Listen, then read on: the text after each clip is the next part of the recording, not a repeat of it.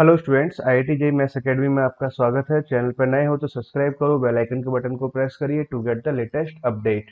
Video continue करते हैं। इस वीडियो में डिस्कस कर रहे हैं चैप्टर कंटिन्यूटी एंड डिफरेंशियबिलिटी का प्रॉब्लम। और ये जो प्रॉब्लम आप देख रहे हो ये जेईई में 19 में 9 जनवरी को शिफ्ट 1 में आया हुआ प्रॉब्लम है। ठीक है स्टूडेंट, तो प्रॉब्लम है क्या, लेट एक फंक्शन एफ है जो R2R में डिफाइंड है such that f x is equal to 5 आ रहा है जब एक्स कैसा है 1 से छोटा है। एफ एक्स का डेफिनेशन आया a प्लस बी एक्स कब आया, जब x 1 और 3 के बीच में लाई कर रहा है। एफ एक्स का ये डेफिनेशन आ रहा है अकॉर्डिंग दैट, और एफ एक्स का ये डेफिनेशन आया अंडर दिस कंडीशन आया। ठीक है, तो आगे पूछा हुआ then f is continuous if a का वैल्यू 5 है और b is equal to 5। F x is continuous if a is equal to -5, b is equal to 10। Continuous if a is equal to 0 and b is equal to 5। मतलब वो continuity के बारे में पूछ रहा है कि अगर एफ एक्स कंटिन्यूअस है तो a और b का वैल्यू क्या रहेगा। आगे ऑप्शन डी में देखा है नॉट कंटिन्यूअस को any value of A and B, A और बी की किसी भी वैल्यू के लिए कंटिन्यूअस नहीं है। ठीक है स्टूडेंट, तो इस तरह से पूछा गया है ना। अब प्रॉब्लम को हम सॉल्व करते हैं, इसको ध्यान से समझिए। अब देखो, वो ये कहना चाह रहा है कि फंक्शन एफ एक्स ए और बी के किस वैल्यू के लिए कंटिन्यूअस रहेगा। अच्छा देखो, इस फंक्शन को समझो, जब एक्स 1 से छोटा है तो वैल्यू कितनी आ रही, 5 आ रही है, तो 1 से छोटे पे फंक्शन कैसा है, कंटिन्यूअस है। 1 और 3 के बीच में भी क्या आ रहा है, ये डेफिनेशन आ रही है, मतलब 1 और 3 के बीच में कंटिन्यूअस है। बट 1 पे ब्रेक हो गया तो मतलब जो डाउट आता है तो सिर्फ और सिर्फ 1 पर आता है, 1 पर कंटिन्यूअस है या नहीं। ठीक है, तो पहले तो हमें 1 पे चेक करना चाहिए, सिमिलरली वो 3 पे भी ब्रेक हो रहा है, 3 पे चेक करना चाहिए, सिमिलरली 5 पर भी हमें चेक करना चाहिए। ठीक है, तो अब आपको बात क्या करना है कि फॉर कंटिन्यूटी एट 1। ठीक है, तो for continuity at x equal to 1, तो मीन्स क्या होना चाहिए, एक्स इक्वल टू 1 पर फंक्शन का वैल्यू। ठीक है, एक्स इक्वल टू 1 पर फंक्शन का राइट हैंड लिमिट, और x इक्वल टू 1 पर फंक्शन का जो लेफ्ट हैंड लिमिट है। ठीक है, ये तीनों कैसे होने चाहिए, इक्वल होने चाहिए। तो x इक्वल टू 1 पर अगर फंक्शन फंक्शन का वैल्यू निकालें तो ये कितना आ गया, 5 आ गया। ठीक है, और 1 प्लस पर जब वैल्यू आप निकालोगे तो यहाँ से आ जाएगा a प्लस बी एक्स, तो x का वैल्यू आप 1 ही पुट कर दोगे डायरेक्ट, तो ये कितना बन जाएगा, a प्लस बी आ गया। और 1 माइनस पे जब आप वैल्यू निकालोगे तो कितना आ रहा है, अगेन 5 ही आ रहा है, मतलब एक कंडीशन तो हमारे पास में ये आ गया। ठीक है, तो एक कंडीशन तो आपने ये ध्यान रखा कि अगर 1 पर कंटिन्यूअस हो तो ये कंडीशन होल्ड होनी चाहिए। ठीक है, नाउ सिमिलरली क्या है, 3 पर ब्रेक हो रहा है, तो एट एक्स इक्वल टू 3 की अगर हम बात करें कि एट एक्स इक्वल टू 3 पर क्या होना चाहिए, तो 3 पर फंक्शन का वैल्यू, 3 पर फंक्शन का लेफ्ट हैंड लिमिट और 3 पर फंक्शन का राइट हैंड लिमिट, तीनों कैसे होने चाहिए, इक्वल होने चाहिए। ठीक है, 3 पर देखो वैल्यू आप यहां से निकाल सकते हो, तो ये तो कितना आ गया, बी प्लस 5 इंटू 3, तो आपने निकाला तो ये तो 15 आ गया।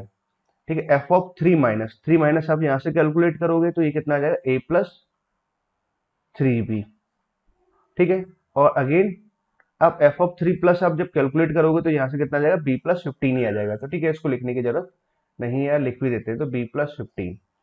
ठीक है, तो यहाँ से ये कंडीशन आया। अच्छा, इसको जब आप सिंप्लीफाई कराओगे तो एक काम ये करते हैं कि a और b के वैल्यूज को, b को इधर साइड ले जाते हैं, तो b को आप इस साइड ले जाओगे तो ये क्या बन जाएगा, a plus 2b is equal to कितना आ गया, 15 आ गया।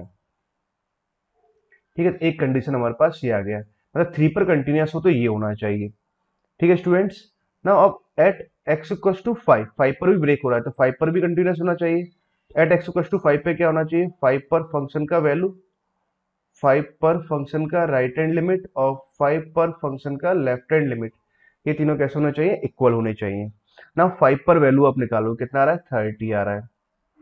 ठीक है, 5 प्लस जब आप कैलकुलेट करोगे तो अगेन 30 लिखोगे आप, और 5 माइनस जब आप कैलकुलेट कराओगे तो यहां से कैलकुलेट करोगे तो ये कितना आ गया, b प्लस 25 आ गया।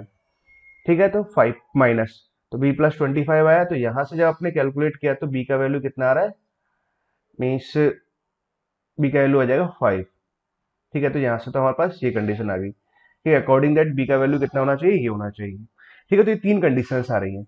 अच्छा, अब हम एक काम ये करते हैं कि जो मान लो कि कंडीशंस 1 है और कंडीशंस 2 है, ठीक है, आप इन दोनों पे ज्यादा फोकस करो कि हमने क्या किया, फ्रॉम फर्स्ट एंड सेकेंड अगर हम जाएं तो फ्रॉम फर्स्ट एंड सेकेंड अगर हम कैलकुलेट करते हैं तो इन दोनों को अगर सब्ट्रैक्ट करते हैं, सब्ट्रैक्ट करने से क्या होगा कि ए और बी का वैल्यू फाइंड आउट करते हैं, तो माइनस बी तो यहाँ बना, और यहाँ से जब सब्ट्रैक्ट कराएंगे तो कितना आ जाएगा, माइनस ऑफ 10 यहाँ पर आ जाएगा।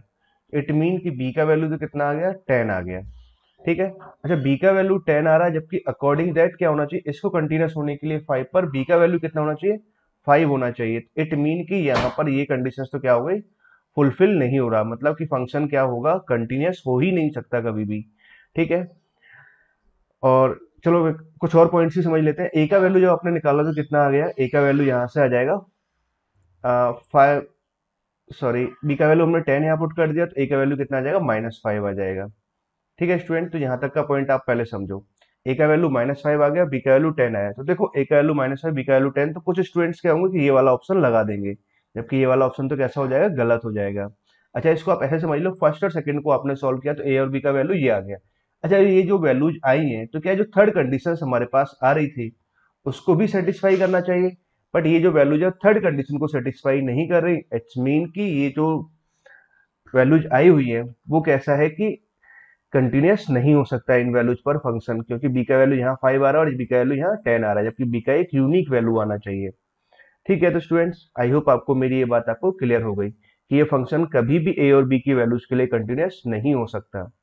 Okay, thank you.